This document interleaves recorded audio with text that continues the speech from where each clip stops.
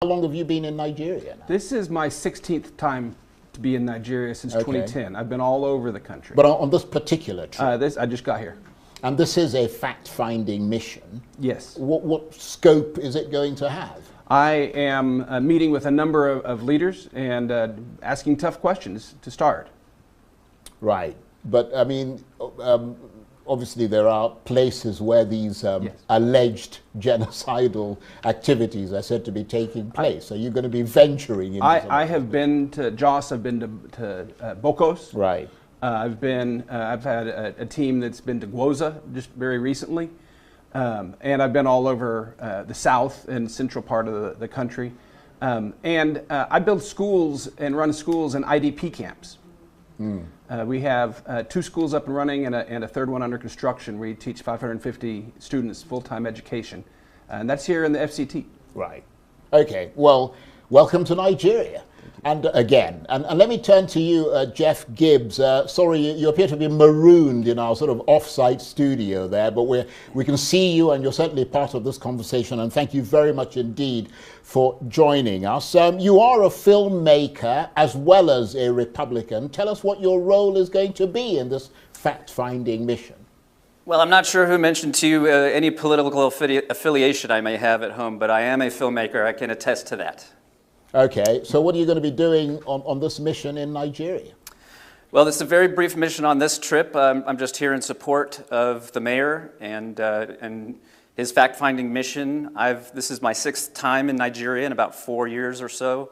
I have had time in the camps. I'm not the person to really speak on many of the facts or the details regarding all of the situation and the issues facing Nigeria, but what I can say is that I've spent time in the camps and that I've met and made friends with these children, and these are people from, in one camp we have predominantly Christian students in our school, and in another camp we have predominantly Muslim students, and what I can say unites them. What I can say is that seeing into their eyes, the hope and light that's in their eyes, they shine with love, and as a filmmaker, that's what I've been responding to. Are you going to be making any films while you're here?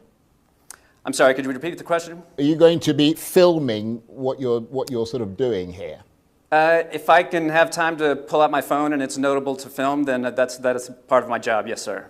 Right. Mayor Arnold, I mean, in reality, Nigeria's, you say you've obviously been here a number of times. I don't know how much sort of homework or whether your previous visits were in any way related to what you're doing now, but I mean, Nigeria's conflicts are multifaceted. I mean, they're driven by ethnic rivalries, there are land disputes, there's pure criminality, with religion often taking a secondary or tertiary position. Boko Haram, for example, which emerged in Maiduguri in the far north Borno state in 2009, positioned itself against the Nigerian state as an apostate entity, not against any single religious group. And in fact, most of their victims have been Muslims. I don't know whether you're aware of that sort of thing. I mean, and this is coming from people who are non-Muslims. Well, since 2019, this is my 6th time in Nigeria since then.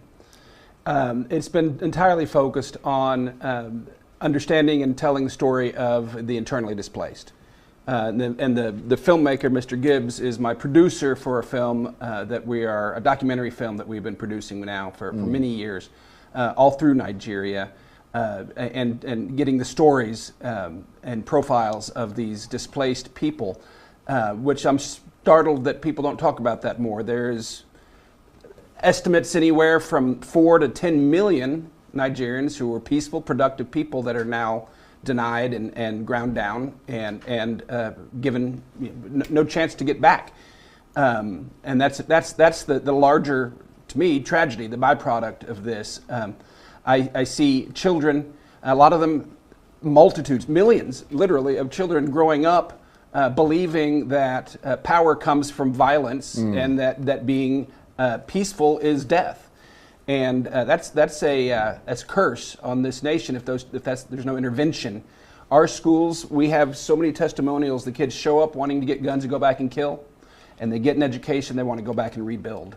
That's how this is ultimately fixed. When the internally displaced are recognized and restored, it'll be the foundation of a great nation. Until then, I fear for this nation. Right, and I think a lot of people would share that fear. But I mean, have you been sort of in communication with, because I mean, one of the reasons why, obviously the Nigerian government has a responsibility to its own people, but one of the reasons why they're going through a very difficult time now is the cutting of support from the United States of America, which used to provide for some of those displaced people, and lots of them in the far north and across many other parts of Nigeria. So, I mean, it's put this country in a very difficult situation as a result of the cutting of those funds. I wonder what your thoughts are. I don't understand why a nation that's as mineral rich and growing as Nigeria has to go and beg from Uncle Sam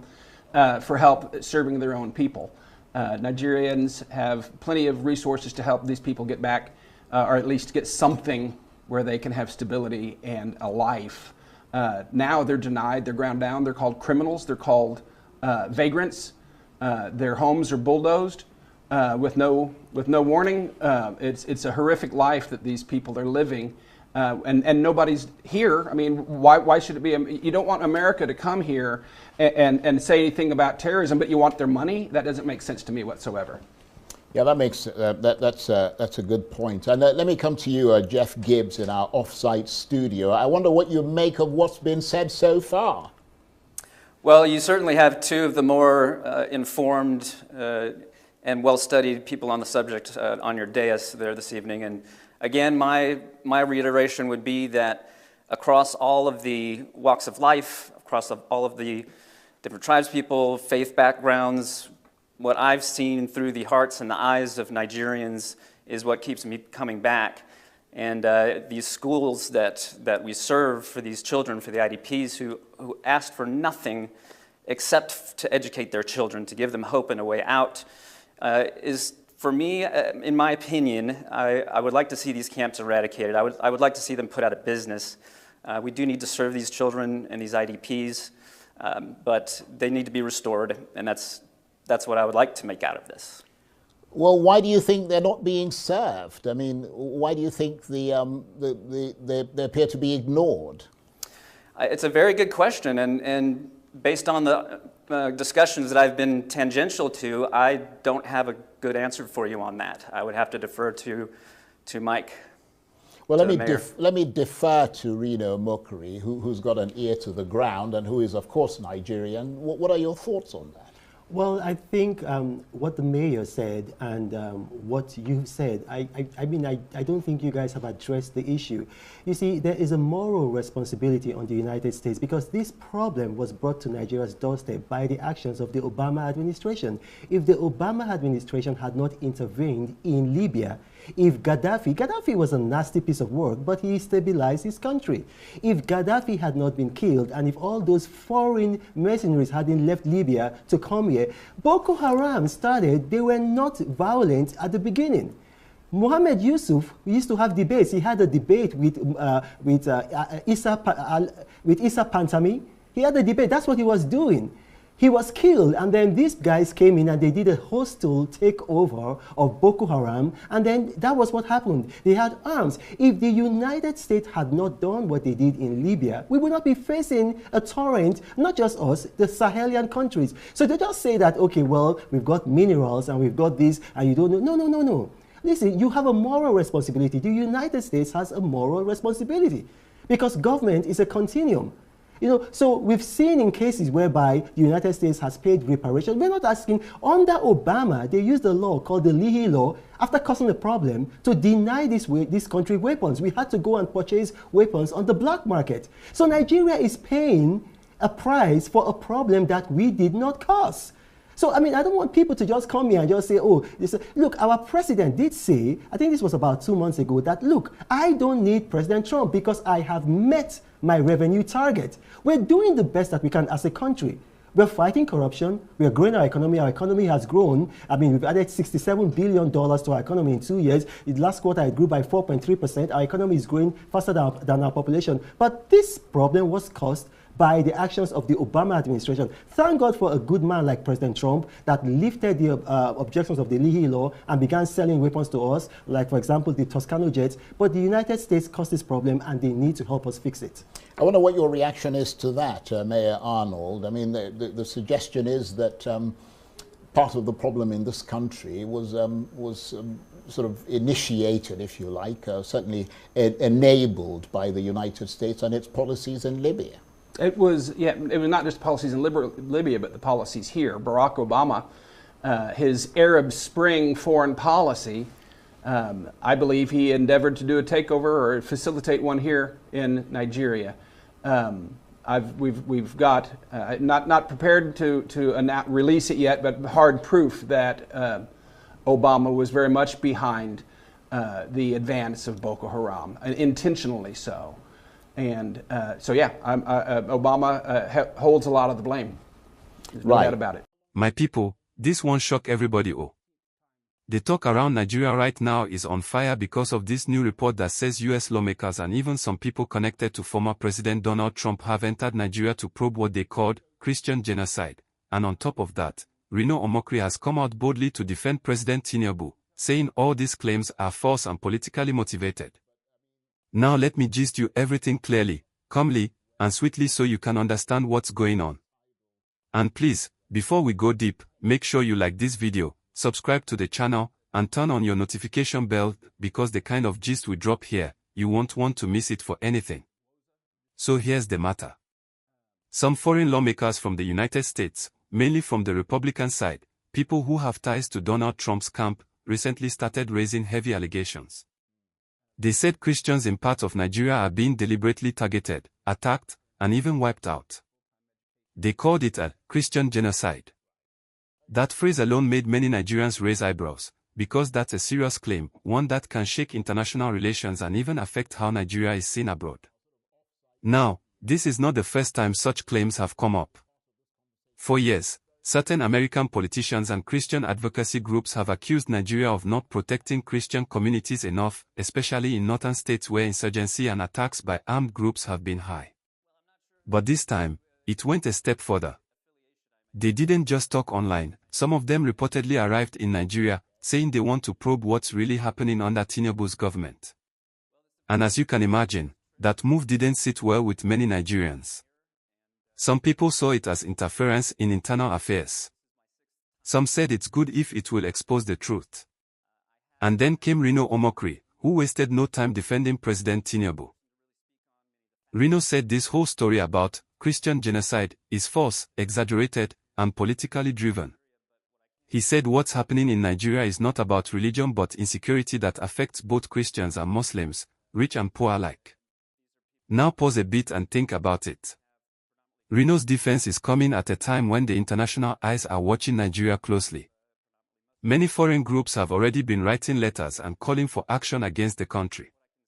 Some even want the US to label Nigeria country of particular concern, which could lead to sanctions and restrictions. Reno is saying, and I quote, that these people are twisting facts for political gain and that calling it genocide is a lie that could harm Nigeria's image. And here's where the story gets even deeper. You see, if America officially declares that there's genocide in Nigeria, it can have huge effects. It can make investors scared, it can blockade funds, it can even create diplomatic tension. That's why this whole matter is sensitive and serious. Now, I want to ask you, what do you think? Do you agree with Reno that the whole Christian genocide talk is exaggerated, or do you think foreign investigators might uncover something hidden? Tell me in the comments, I really want to hear your view. And don't forget to like this video while you're still watching. Now let's break down what exactly happened that brought us to this point. The violence happening in Nigeria, from the north to the middle belt, has taken so many innocent lives. There have been attacks on villages, kidnappings, and community clashes. But the truth is, both Christians and Muslims have suffered. Sometimes, farmers are attacked, sometimes herders are killed. Sometimes it's terrorism from extremist groups like Boko Haram, sometimes it's just pure banditry. So, when outsiders summarize everything as a genocide, it makes many people feel misunderstood. But here's the tricky part. Some of these U.S. lawmakers claim they have proof, videos, testimonies, and reports from Christian organizations that show people being attacked because of their faith. They say the Nigerian government is not doing enough to protect them. They even accuse Tinubu's administration of keeping silent. And that's why they say they want to come and investigate for themselves. But Reno is saying, hold on, that's not the full picture. He insists that violence is not targeted at one religion. It's simply a product of insecurity and weak systems that have existed for years. At this point, let's pause again, because you and I know how delicate this topic is. Religion is not something you play with in Nigeria. People take it deeply. So, when foreign politicians use the word genocide, it spreads fear, division, and misunderstanding. Reno's defense of Tinubu, therefore, is not just about politics. It's about protecting Nigeria's international reputation too.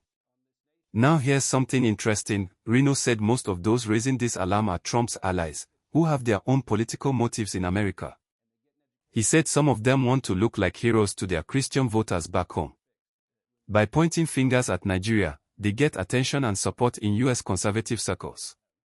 But, whether that's true or not, it shows how global politics can mix with local Nigerian issues. Meanwhile, inside Nigeria, reactions have been mixed. Some Christian groups say Reno shouldn't defend the government but should join hands to call for more protection of lives. Others believe he's right, that foreigners shouldn't label a situation without proper facts. One thing everyone agrees on, though, is that innocent lives must be protected, no matter the religion, no matter the tribe. And let's not forget this, Tinubu's government has been trying to show that they're working on security. New deployments, new military strategies, peace talks, but we all know results take time. That's another reason Reno is saying, don't condemn the country while efforts are still ongoing. Now, let's look at how this plays out diplomatically. If this probe by U.S. lawmakers continues, Nigeria might have to officially respond through the Foreign Affairs Ministry. There could be closed-door meetings, press conferences, and statements. It can also affect how the U.S. handles trade or aid discussions with Nigeria. And that's why the government will likely take Reno's defense as a relief. Someone out there is speaking to balance the narrative. But the real question here is, will this probe bring peace or more confusion? Because if the U.S. pushes this too hard, it could make some groups in Nigeria feel more victimized or used. And if it's ignored, victims of violence may feel unheard. That's why balance is key. Before I continue, please, my people, like this video and subscribe right now if you're still watching. It helps more people see this gist and keeps the channel growing. Now, what do I personally think about all this? I think Nigeria must speak with one voice, acknowledge the pain of victims, protect every citizen, and still correct false claims that damage our name abroad. The truth is, no one wins when the country looks divided or weak. That's why government spokesmen, human rights defenders, and community leaders all have to work together to show the world the truth. And you know what's even more powerful? When ordinary people, you and I, talk responsibly. Let's not spread fear or exaggerate issues. Let's focus on unity and on demanding real change from our leaders, so that all this talk about genocide will have no room at all in our future. Because at the end of the day, this issue is not just about who said what. It's about lives lost, families displaced, and the image of Nigeria. So why the US? Politicians are arguing, while Reno is defending, and while Tinubu's team is managing diplomacy, the main goal should be to stop the violence and rebuild peace. And let me remind you again, please like this video, subscribe, and share your opinion below. Do you think the Americans are right to come here for investigation? Or do you agree with Reno that it's all politics? I read your comments, and if you want, I can continue this gist tomorrow with the part 2, where we'll look at how this could affect Nigeria's relationship with the US and what reactions might come from Aso Rock itself. So, as this matter stands now, the drama between US lawmakers, Trump allies, and the Nigerian government is only beginning to unfold. Reno Omokri's defense of President Tinubu has definitely stirred conversations both in Nigeria and abroad. Many people see him as someone trying to protect the nation's image, while others say he's simply trying to score political points for the ruling party. But whatever side you're on, the truth remains, this situation shows how powerful narratives can be, especially when they come from international voices. Let's not forget, whenever such stories of religious genocide come out, they don't just make headlines, they affect real lives. Investors start to worry. Diplomats start asking questions. And Nigerians living abroad face new levels of judgment and misunderstanding.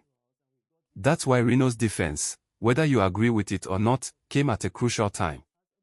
He reminded the world that Nigeria is not a land of hate, but a nation struggling with insecurity and trying to rebuild peace.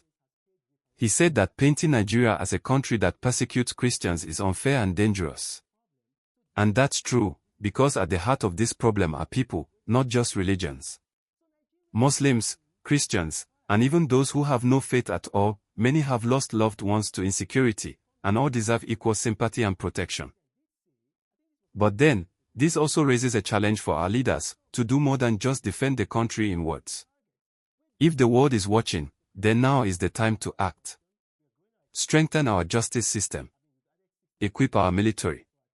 Support victims. Build trust among our people. Because if the government does its job right, no one will ever have the chance to tag Nigeria with false and hurtful labels again. And you see, that's why we, as citizens, must stay awake too.